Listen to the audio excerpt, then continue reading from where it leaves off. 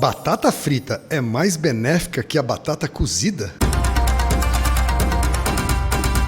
Naruhodo. Podcast.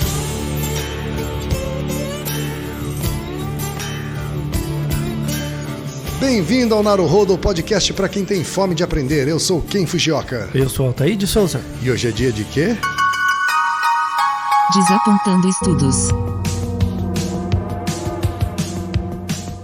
Altair, hoje é dia da gente desconstruir uma notícia que rodou a internet. Recentemente, mais uma vez. Viralizou na internet e que teve como uma das origens a notícia que saiu na Super Interessante. Isso. Algumas pessoas já enviaram pra gente, né? O primeiro que mandou essa pergunta pra gente, Altair, é o Igor Henrique, de 23 anos, que é comerciante e carioca da Gema. Ele falou: eu estava surfando nessa rede mundial de computadores. Me deparei com uma divulgação de estudo com a cara do Naruhodo. Batata frita é mais benéfica que a cozida. Por favor, me ajudem a desvendar esse artigo. É verdade essa afirmação? Outro ouvinte que mandou essa mesma pergunta, Altair, é o Lucas Campos, né? Também perguntou aqui: será que cabe um Desapontando Estudos com essa pesquisa? Acho que muita gente deve ter mandado, mas não custa nada, né? E mandou também a mesma notícia. Vamos ver o que a notícia diz. O título é exatamente esse, Altair. Batata frita é mais benéfica que a cozida. Mas tudo depende de como você frita. Né? A notícia diz o seguinte: para a alegria geral, a ciência voltou a encontrar benefícios surpreendentes em comidas demonizadas pelos defensores da alimentação saudável. E a hora chegou. As incríveis, crocantes e douradas batatas fritas estão oficialmente redimidas. Um estudo da Universidade de Granada, na Espanha, descobriu que vegetais fritos podem trazer mais vantagens para o corpo do que quando são cozidos, desde que a fritura seja feita em azeite extra virgem. Tem um link no post, né, para a matéria completa e também para o estudo da Universidade de Granada, né? Estudo esse que você leu na íntegra, não é isso? Sim. Né? Para a gente desconstruir aqui. Altair, o que é fato, o que é factoide aqui, Altair? Vale a pena uma menção honrosa, com certeza, que a primeira vez que eu ouvi sobre esse estudo não foi por causa dos nossos ouvintes, foi por causa de um comentário no Facebook do Maron. Isso, né, do Alexandre Maron, podcaster do Zing. Ele postou no Facebook dele, e aí o Ken comentou Naruhodo. Aí eu postei também um comentário nesse mesmo post do Maron com uma citação do Ken. Qual é a citação que você faz muito? Eu ia falar uma coisa, mas deixa pra lá. Isso, foi isso mesmo que eu coloquei ali. Porque eu ia ler o artigo, mas já estava imaginando que não. A gente não deixou pra lá, né, Altair? Isso, não, a gente deixou pra lá no post. Mas depois eu fui ler o artigo com calma. O próprio e tal. Post do Alexandre Maron era irônico, obviamente, né? Mesmo? Mesmo. Será? Sim. Ó, já tinha gente feliz da vida ali. Ah, porque ironia é uma coisa que não é compreendida no mundo das redes sociais. Pois é. Indo ao aspecto mais técnico da coisa, eu fui atrás do artigo em si, tá? A Super Interessante, ela coloca como referência um post do site da Universidade de Granada, e esse post ele faz um comentário sobre o artigo original. E no post da Universidade de Granada tem o link para o artigo original. O Maron colocou no Facebook dele o post da Universidade de Granada direto. Aí de lá eu achei o artigo e acessei, né? Peguei o artigo aqui para ler. Vamos falar sobre a premissa do artigo. Primeiro, ele não fala, assim, o título da notícia, tanto na Super Interessante quanto na Universidade de Granada, é falar da batata. O artigo não fala só de batata, então não é só a ideia da batata frita. Ele fala de batata, abóbora, tomate e berinjela, tá? São os alimentos que ele submete a esse teste, tá? Qual é o teste, Altair? Falando um pouco do aspecto teórico assim, do artigo, ele fala da importância dos fenóis. Então, o que são fenóis, né? Os ácidos fenólicos, né? Ácidos fenólicos são um conjunto de substâncias, tem vários tipos. Os ácidos fenólicos, eles têm uma capacidade de ser substâncias antioxidantes. Então, eles evitam a oxidação dos processos internos, né, do seu organismo. As substâncias antioxidantes, eles têm um papel importante para evitar, por exemplo, aspectos ligados ao envelhecimento, desenvolvimento, por exemplo, caso você tenha, num caso muito extremo, e caso você tenha predisposição de células com mutações genéticas, coisas assim, tem várias vantagens mesmo. Então, os fenóis em si, eles são de fato benéficos. Sim, os fenóis. E estão presentes nesses alimentos aqui que você mencionou. Isso, então os fenóis estão ali. A premissa do artigo é o seguinte, então, esses alimentos têm fenóis, né? O ácido fenólico, os tipos de ácido fenólico, que são vários, você pode ingerir eles diretamente. Tá? No entanto, o ácido fenólico ele sofre alteração na sua estrutura dependendo da temperatura. Ou seja, quando a gente cozinha, esquenta esses alimentos, eles reduzem os níveis de fenol nos alimentos? Você pode quebrar essas moléculas, tal, mudar as propriedades físico-químicas delas. Tá? Então a ideia é que o processamento prévio dos alimentos pode alterar o padrão e a quantidade desses ácidos. Tá? Até aí tudo bem. Certo. E o que altera? Né? A temperatura, a proporção de água, tá? Porque os ácidos fenólicos eles reagem com água. Tá? Para quem está no colégio, principalmente mais ou menos segundo colegial ou terceiro, onde você já tem química, físico-química, química orgânica e tal, vocês devem lembrar, acho que quem faz muito tempo ele talvez não lembre, de moléculas polares e apolares. Você lembra desse nome? Maria. Faz tempo, né? Ele inicia uma memória muito antiga na sua cabeça, né? Então, os ácidos fenólicos, quando eles são colocados num meio com água, né? A água é um meio polar, tá? Então, a água tende a tirar coisas dos ácidos fenólicos.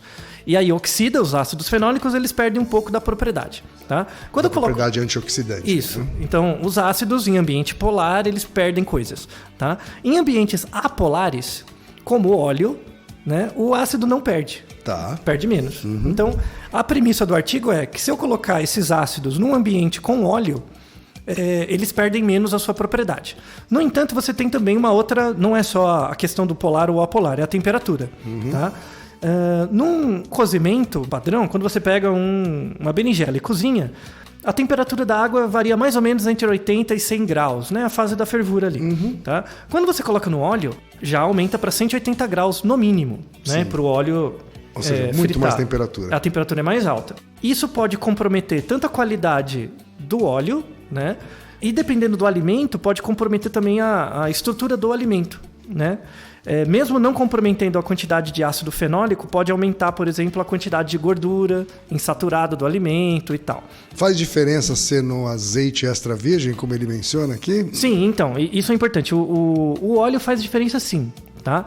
Porém, o óleo que ele usa no artigo, que é o extra virgem e tal, é caríssimo. Eu acho que no Brasil você nem encontra, porque mesmo quando você vê na lata azeite extra virgem, não é tão virgem quanto o azeite que eles usaram, né? Que é bem... eles foram num lugar para extrair mesmo, direto da oliva. Tudo. A região bastante rica, inclusive, Sim. em azeitonas e produção de azeite. Isso. Né? Então, a qualidade do azeite era muito bom, do óleo, tá? No artigo, eles pegaram, segundo as tabelas aqui, eles pegaram 5 condições, tá, em que eles testaram esses 4 alimentos: batata, abóbora, tomate e berinjela. Eles fizeram uma preparação com esses alimentos crus, alimentos fritos em óleo, né, no azeite, alimentos salteados, que você põe um pouquinho de óleo e salteia, né, fervidos em água, e uma mistura de fervido também, mas uma mistura com um pouco de óleo e um pouco de água. Então, fizeram esses padrões. E aí eles avaliaram, antes e depois dos alimentos, a quantidade de uma série de substâncias, incluindo os fenóis e seus subtipos. E aí eles fizeram uma análise de comparação dessas quantidades de fenóis entre as preparações para cada alimento, e depois fizeram uma análise multivariada, né, onde eles fizeram uma análise que chama análise de cluster, agrupando os tipos de alimento e suas preparações. Tá? O artigo basicamente é esse. Agora vamos falar do artigo em si. Né? O artigo é meio ruim, né? Assim, a premissa é boa, a história é boa, é muito legal. Mas usando o chapeuzinho do estatístico, assim... O estudo, ele teve vários problemas, né, Altair? É meio ruim, né? Assim, é meio esquisito. Primeiro, no artigo inteiro, com exceção da discussão, que tem um parágrafo, né? A discussão do final... No artigo inteiro, ele faz todas, com exceção da análise de cluster do final, ele faz todas as análises, todas as tabelas, comparam os grupos, agrupando todos os alimentos juntos. Então ele compara, por exemplo, a quantidade de fenóis nos alimentos crus, fritos, salteados e fervidos, né? Mas todos juntos. No texto, ele descreve cada alimento separadamente. Ou seja, ele apresenta os dados de todos juntos, mas diz que tiveram diferenças entre os alimentos. Então por que não apresentou separado? Outra coisa importante, ele descreve, assim, supondo que os resultados são supondo que os resultados são certos. A maior parte das diferenças, assim, na quantidade de fenóis entre as substâncias não aparece na batata. A batata quase não deu diferença nenhuma. Ou seja, não tem nada a ver com a batata frita. Claro. Eles Nada. escolheram a batata frita aqui porque certamente é a que gera mais clique. Sim. Não ia ser tão atrativo se a gente dissesse que as abóboras fritas ou a berinjela frita é mais benéfica do que a berinjela cozida. Então, onde deu mais diferença? Na berinjela. Quem come berinjela frita que não seja japonês no tempurá? Me fala. Quem? Né? Ou seja, não ia pegar, né? Como berinjelas fritas são melhores que berinjelas cozidas ou cruas. E daí? Eu nem como a berinjela, né? Eu uso outra preparação. Mas a batata frita pega. Só que a batata é o que menos deu diferença. Quase não deu diferença nenhuma, né, na quantidade de fenóis. Outra coisa importante, assim, segundo esse princípio físico, né, a quantidade de fenóis aumenta mesmo quando os alimentos são fritos. Sim. Né? Então, mesmo quando você faz uma mistura de água e óleo, não aumenta tanto, aumenta muito pouco em relação ao cru, né? Mas o frito em óleo mesmo aumenta mais. Tudo bem, isso aqui é todo o princípio químico, né? Físico-químico. No entanto, a quantidade de gordura aumenta exponencialmente mais. Então você tem um efeito que é chamado efeito trade-off, né? Ou efeito de balança. Você come um alimento que teoricamente é mais saudável porque ele tem mais antioxidantes, mas ao mesmo tempo faz mais mal porque ele tem mais gordura insaturada. Você acha que no seu corpo vai separar os dois componentes? O seu corpo vai ficar pensando, não, ele faz bem, mas ele também faz mal. Então no final, na média, tá ok. Não, né? Não. Ele vai fazer bem para algumas coisas e mal para outras. Ou seja, no fundo não compensa. Tá? Não compensa. O estudo é, assim, a premissa é interessante, é bem instrutivo. Comparar as preparações foi algo bem interessante. Mas o artigo, no final, ele é honesto. O artigo científico em si é honesto. É honesto, na sua opinião. Não, ele é. Não é uma coincidência o estudo ter sido feito numa universidade, fica numa região produtora de azeitonas e de azeite extra virgem. Não, claro que você tem interesses outros. Mas assim, observando a condução do artigo, a descrição do experimento, os pesquisadores tentaram fazer certinho, sabe? Assim, tentaram fazer certinho. Tem problemas estatísticos e tal, que isso a gente até vai fazer um cast sobre, que isso é geral, de todas as áreas. Todas as áreas do conhecimento sofrem com uma falta de conhecimento geral em princípios básicos de estatística, mas falaremos disso depois. Porém, o artigo ele fala, cada preparação, cada tipo de vegetal tem um padrão diferencial. Então, quando eu como uma batata, uma abóbora, um tomate ou uma berinjela, eles têm efeitos próprios, né? Esses efeitos variam em função do tipo de preparação e tem uma interação entre o tipo de alimento e a preparação. Então, por exemplo, você comparar uma batata frita não é o mesmo que comparar uma berinjela frita. O modo de preparação não homogeneiza os alimentos. Eles continuam mantendo suas propriedades boas ou ruins, né? Ele consegue mostrar a premissa geral do artigo, que é a quantidade de fenol aumenta, tá? No entanto, aumenta a quantidade de gordura e de outras coisas, que faz mal, tá? Então, o benefício que você vai ter com um pouquinho mais de antioxidante, você vai perder isso com a quantidade de gordura, ou seja, não compensa, tá? Você não está redimindo a batata frita de nada. Eu também não vou advogar que as pessoas não comam batata frita. Você pode comer com moderação, não tem problema. Mas aí seria correto dizer então que se ela não é mais benéfica de fato, né, porque a diferença foi muito pequena, né, a batata frita em relação à cozida, daria para dizer que a batata frita em azeite extra virgem ela é menos maléfica do que a batata frita num óleo de soja, por exemplo. Isso. E aí voltamos a uma questão de lógica, que as pessoas em geral não têm, né? Que é uma premissa básica da pesquisa acadêmica. Ausência de evidência não é evidência de ausência. Então, por exemplo, o fato de eu dizer que usar óleo extra virgem é melhor não quer dizer que é bom. Então eu só estou dizendo que é menos pior. Então, uma coisa ser menos pior que a outra não quer dizer que uma coisa é boa.